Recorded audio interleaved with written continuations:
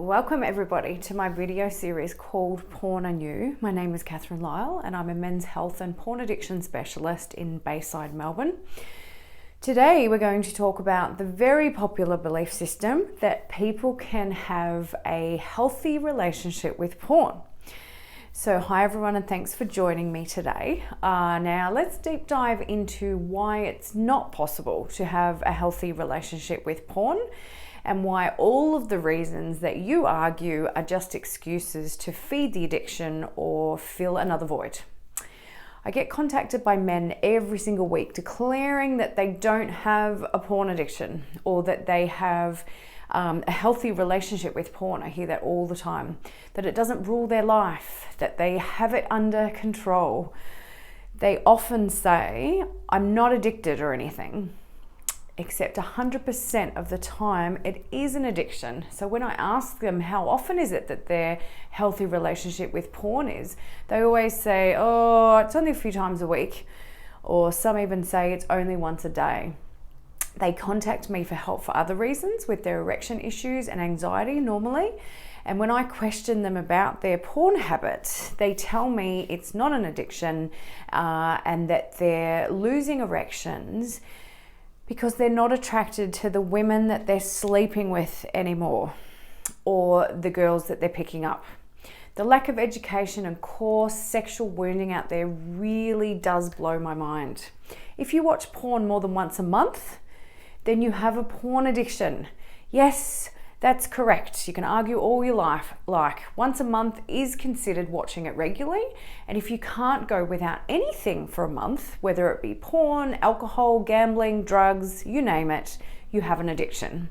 Especially because these once a month guys are only masturbating once a month and they can't actually masturbate without it. They've been watching it more in the past as well, and they've been doing that for 30 to 50 years. So people will argue these points with me, that it's healthy to watch porn, that it's educational, that it's good for a relationship to watch it together, that it spices up a relationship, that ethical porn is absolutely okay to watch, and that it's what men need because they're visual. They're the top ones I get, and I call bullshit on all of it. Let's address it one at a time, okay? So the relationship side of things. If you're turning to porn in your relationship, then you have fallen off the sexual intimacy wagon. Bringing any external influence into that scenario is not only irresponsible, but it could ruin your relationship. Communication is lacking in this instance and in these situations, and intimacy and sensuality needs addressing. Look at connecting to each other. Look at intimacy exercises, communication, arousal, sex toys, massage, retreats, all of these things to learn. Many couples rely on porn to bring excitement into the bedroom, and they're both addicted to the rush and the thrill that it can bring. But it means the everyday stuff no longer turns you on and you're constantly chasing that next thrill. It means you're not seeking organic arousal through connection and understanding of each other. In this scenario, you are both addicted to porn, I hate to tell you. Often men will bring porn into a relationship as a fun idea to reignite the spark, and women often regret agreeing to that. Some women have been traumatized by the experience, and they can also see how excited you get, and it can really be a turn off for them. It'll give them a snapshot into what your habits are and how much you get off on it. When the objective desire is another woman and she can see you amped up on that, what do you think that does to a woman's self-worth? It's not something that you can unsee either. And it's a huge trigger for a lot of women. Okay, let's address using it as sex education. The education that men and boys have sought on porn has led them down a path of, sexual violence. You've got unrealistic sexual experiences in your face all the time. And it's taught them that their bodies and women's bodies should be plastic and perfect, whether you believe that or not. It causes major issues in life and sets you up for failure as a lover. The last place you should be looking for sex education or how to pleasure a woman is watching pornography. Young boys are suicidal and impotent before they leave high school, and they've never even kissed a girl. Their sex education has ruined their brains, their penises, and their moral compass. Okay, so what about ethical porn?